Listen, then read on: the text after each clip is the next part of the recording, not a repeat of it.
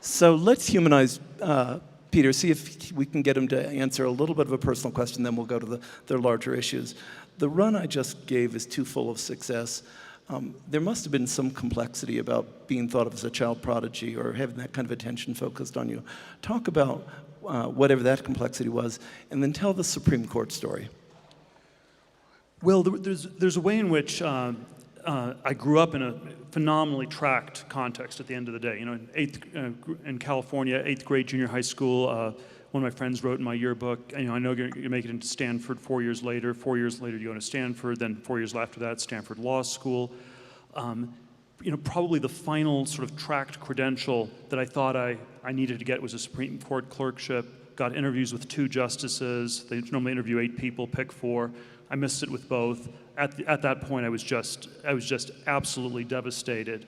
One of my friends who had helped coach me through the process years later, we reconnected, and he sort of asked, he didn't ask me, you know, how are you doing, or it's great talking to you, Peter. First question was, so aren't you glad you didn't get that Supreme Court clerkship? And there was sort of the sense, more generally, that in my 20s there was a super track thing. You know, I ended up at a top law firm in Manhattan.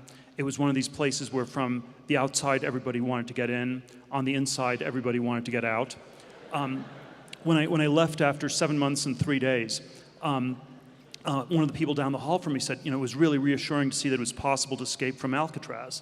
And actually all you had to do was go out the front door and not come back. So it was a little bit easier than Alcatraz.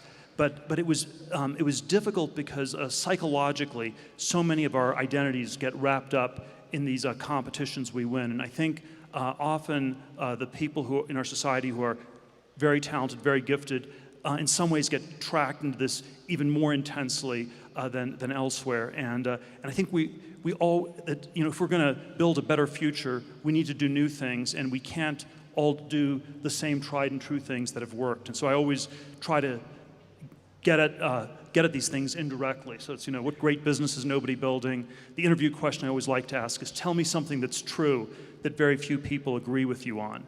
Somehow, how do we break the mold? How do we move out of it? And these are super hard questions for people to answer, even when they can read on the internet that you're going to ask the question of everybody who comes in the door.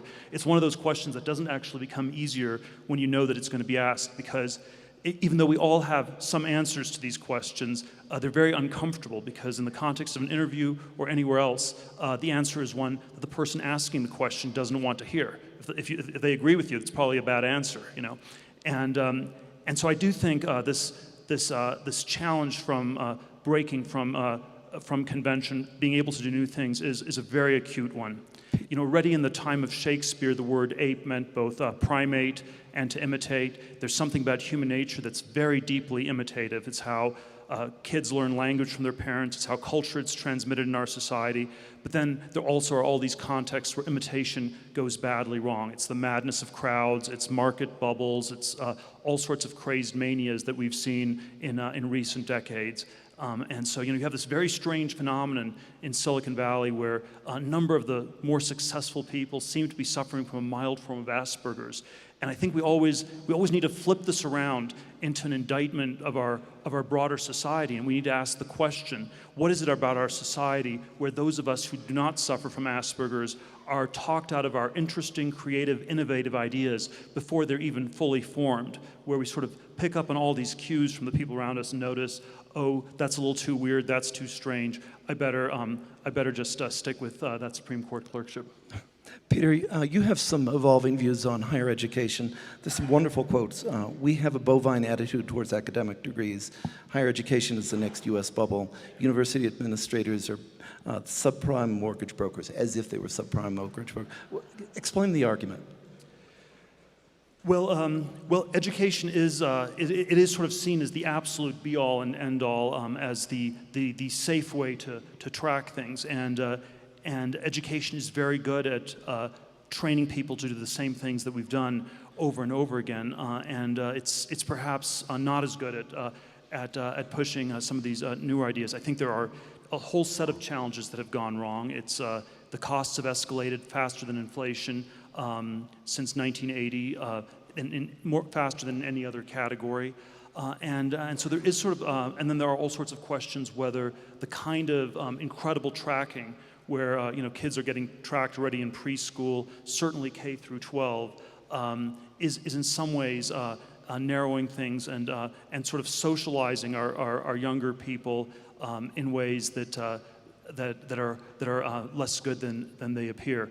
I think there's always a question what the nature of the educational good is. You can say it's an investment good, we're investing in the future. You can say it's a consumption good, like college is a 4-year party. I think most of the parents and students think of it actually as an insurance policy where you're buying this really ever more expensive insurance so that the students don't fall through the really big cracks in our society, and we should be asking some big questions why the insurance costs are going up and up like that. And I think that reflects some questions about our society. But then I think from the point of view of the colleges, it's not an insurance policy at all, but it's sort of a crazy tournament.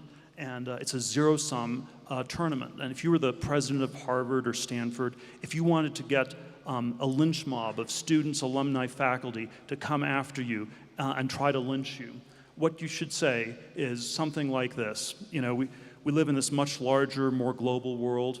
We offer a great education to everybody, and so we're going to double or triple our enrollment over the next 15 to 20 years. And people they'd all be furious because the value of the degrees comes from this massive exclusion. And what you're really running is something like a Studio 54 nightclub with this incredibly long line outside and a very small number of people let inside. And it's branded as positive sum, everybody can learn, and the reality is deeply zero-sum. Peter and I had time to talk by phone last week. It was just a phone call. It wasn't that special, frankly. But thank you. So Peter and I had time to talk last week, and I said, so what's the big thing you're thinking about? What's the big thing you're talking about? And he said something contrarian. He said he's not overwhelmed by the pace of technological progress. He used words like stagnation, Groundhog Day. Flesh that argument out a little. Well, I think one of the very important public policy questions in our society is how much technological progress is happening, because I think this is what's going to determine whether the quality of life is going to get better for people in our society in the decades ahead. And I'm not absolutely negative, but I'm probably slightly on the pessimistic end of the spectrum as Silicon Valley goes, which I think is always hyper optimistic on this question. And I think it's been, if we look at the past 40 years, it's been the story of quite rapid progress in computers, software, internet, mobile internet, in the world of bits. It's been much more limited progress in the world of atoms, whether it's energy.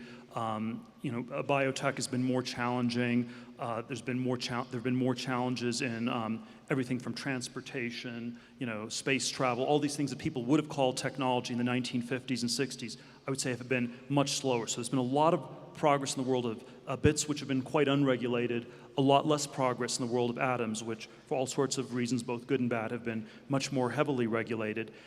And I think the upshot is that when you look at things like the productivity growth numbers in the economy, the GDP growth rate, these things are actually somehow slower. And then we have all sorts of complicated debates whether these numbers don't measure things correctly. I think they're roughly correct, or they're no more distorted than they were 40 or 50 years ago. And so I think we have to take very seriously this idea that perhaps there's not as much progress as there has been in the past. What decade was the golden age? I think that in the 50s and 60s you had very rapid progress, but I think you would have had rapid innovation even in the 30s, which were a horrible decade by almost every standard. From the point of view of technology, you had phenomenal progress. You had secondary oil recovery, you had the plastics revolution, household appliances, the movie industry, the aviation industry. So if you looked at all the new industries that were started in the 1930s and you contrast that, say, with the 2010s, it tells you that this is an era that's actually much worse than the 30s from the point of view of, say, technological innovation. So I think we had a lot more for maybe the 150 years before, and you could pick any decade like that. You have a now famous quote about flying cars. Well, it's probably been overdone, but it's basically that they promised us flying cars, and all we got was 140 characters, which is and it's always, I think it always gets misread as a bit too much of a negative thing on Twitter, because I think we have had a lot of very successful companies in Silicon Valley, and Twitter is a phenomenally valuable business. It came up with a new way to narrowcast communication. But of course, there's a sense that even though it can be great as a business, it's great for the 2,000 or 3,000 people who work at Twitter. They will have well-paying jobs for decades to come. There is a sense that that level of innovation is perhaps not enough to single-handedly take our civilization to the next level. And so I think we have a lot of stories of specific success, but they don't necessarily translate into this general societal improvement. Peter published a book, wrote a book in 2014, which was a bestseller. It's called 0 to 1. I read it. It is astonishingly original, and it's just taken by storm all the young entrepreneur community. He was teaching a course at Stanford in 2012, and one of his students, Blake Masters, took notes and put his notes up online. They became a little bit of a sensation in Silicon Valley, and then David Brooks wrote a column about it, and they ended up with 2.4 million page views on his notes. So he and his student wrote the book. Give the argument of the book. Well, the contrast I try to start with is two different modes of innovation or progress. And I think we can have progress in the 21st century through globalization, where you copy things that work. It's going from one to N. China is the prototype of that, and there are ways in which that's worked incredibly well, and we can debate how well that's going to keep working from here on out. And then there is, and I always draw that on an x-axis and describe that as horizontal or extensive progress. And then there's doing new things, so copying things that work, globalization, and doing new things. That's technology. It's going from 0 to 1. So it's going from 1 to 100 typewriters, going from a typewriter to the first word processor. That's sort of vertical or intensive progress. And the basic argument is that those are the kinds of businesses we need to be building more of. If you succeed in building them, they can be very valuable because on the inside you often don't want to be copying things that work because you end up with super competitive businesses. You don't want to necessarily be starting the 20th pet food company, online pet food company, or the 1,000th restaurant in San Francisco, which is sort of my example of what was a bad business to go into. So copying things that work is not always the best idea in business, but actually trying to do new things can often be both good for innovation and good for business. And you have to try to get that intersection just right. Many of us have children who have decided they want to be entrepreneurs, and you see them by the raft. What's your observation about what young, smart people are doing? Are they headed down a right path, or do you find it disappointing? Well, it's hard to generalize in such broad brushstrokes. I'm always a little bit nervous of people who say, I want to be an entrepreneur. So I think that's roughly in the same category of, I want to be rich, I want to be famous. You don't start a company or start a new business for the sake of starting a business. Ideally, you start a business because there's a very important problem that cannot be solved in an existing, large government, large corporate, large nonprofit structure. Why do you ever start new businesses? It's because large structures get too sclerotic, too political. They can't actually do new things, so it should always be anchored in some specific, substantive problem which you're going to solve. And I never like the abstraction of starting a business for its own sake. George Packer wrote a profile of you in The New Yorker. I think we can all agree that it was a disappointment to him that the magazine was The New Yorker. But we at The Atlantic take a broad view of this, and we think within another 100 years, they're going to really make something of themselves there. So George Packer said, here I'm quoting, he might be the most successful technology investor in the world. In 0 to 1, there's a 7-part test that Peter applies to investments that are brought to him. What I thought we might do is just go through a few parts of that test so you get a sense of the rigor he's bringing. The field that we're going to talk about for a moment is green technology, where Peter is a little bit of a contrarian in the community of people who are enthusiastic about it.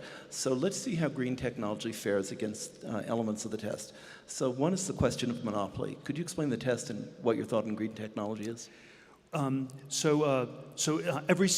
you're starting a company, you always want to aim for monopoly, you want to have a large share of a market. And so paradoxically, it's often good if you start with small markets. If you go after small initial markets, and a lot of the like eBay started with Pez dispensers, and then it went to Beanie Babies, and then it gradually expanded into collectibles. And so that was sort of a very interesting way to start a business. And they often start with markets that are paradoxically too small. This has been true for so many of the great internet companies. The clean tech startups, they all started, the first slide of every presentation was, we have a market, it's called energy, it's measured in trillions of dollars. And and we're like this tiny minnow in a vast ocean, and you never want to be that.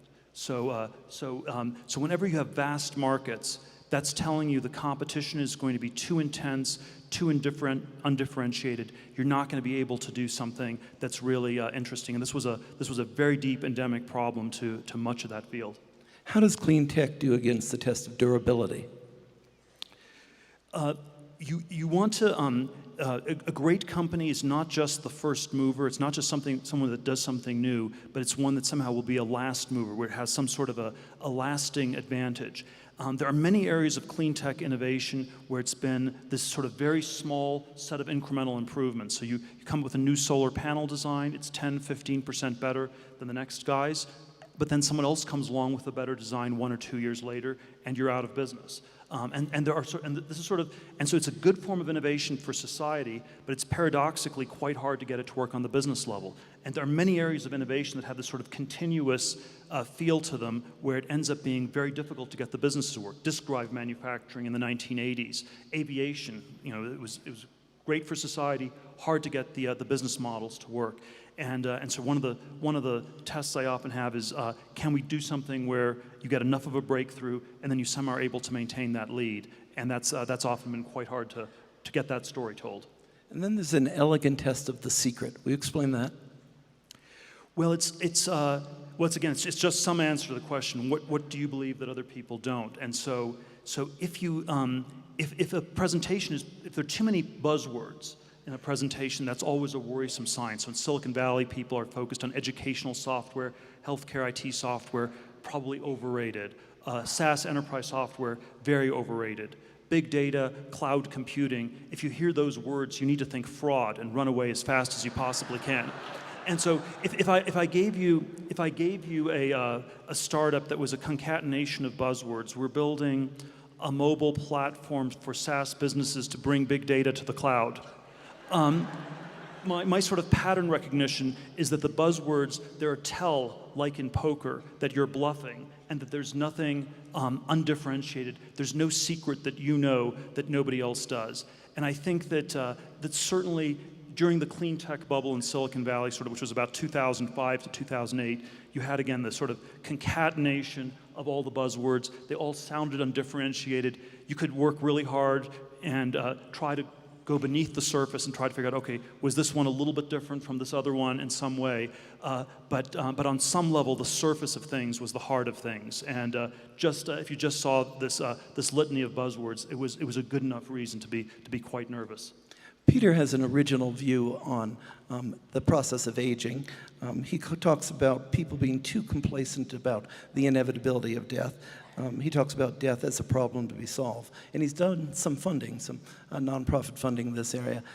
On the phone, I tried to push Peter to say, so how long can we live? And he resisted the question. Let's give it one more run. So pretend we're coming in at the top 20% of outcomes. 50 years from now, how long might the species live? In 200 years from now, how long might the species live?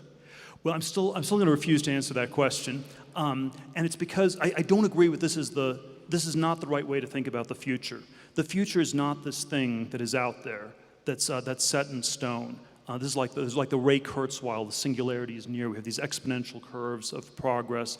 There's a longevity trajectory where life expectancy has been going up by about 2.5 years a decade. It's been a straight line for 150 years, so you could extrapolate that. But I think it's never set in stone like that. And I think we should talk much more about, instead of the future, we should always talk about this question of human agency. What can we do to affect these problems and shape them? And I think on this question of aging generally, there are these deep forms of psychological denial or all these crazy psychological ways that we deal with it. And I think the combination that we have with aging is generally a combination of acceptance and denial. And acceptance is, we're all going to die. There's nothing we can do about it. Denial, it's not going to happen anytime soon, so I'm not going to think about it. And you can sort of think of acceptance as extreme pessimism, denial as extreme optimism, but they sort of always, extreme pessimism and extreme optimism always converge. Extreme pessimism tells you there's nothing you can do. Extreme optimism, there's nothing you need to do, and so it always sums up to doing nothing. And so I think that the question about the future should never be one of extreme optimism or pessimism, where it's just going to be this way. It should always be mild optimism, mild pessimism. It's contingent. There's a lot we could do one way or another. And so on this question, if we work at it, I think we could make tremendous progress. We could cure cancer. We could cure Alzheimer's. We might find there might be some general things that cause aging. So it may not be just these organ failures of one sort or another. I think there's a lot of general progress we could make. The question has barely been tackled, but it's something we have to choose to work on. Peter, you did have a figure that if we defeat disease and then we die by the chance of accidents, what's the math look like there? Well, if you solve the problem of aging altogether, that wouldn't necessarily make you immortal. You'd basically end up getting into a car crash or plane crash or something like that, and you'd die after about 600 to 1,000 years. And so then those things would become much more serious, and people probably would be very nervous about driving cars. I want to close on a memorable note. So Peter meets Mark Zuckerberg. He's 20 years old. Zuckerberg is 20 years old at the time. Peter gives him, I don't know figuratively or how it's done, but you give him $500,000, and then you have 4 words of advice. Do you remember them? Something like, don't mess it up. Want me to do it? So something like, don't mess it up. He's such a gentleman.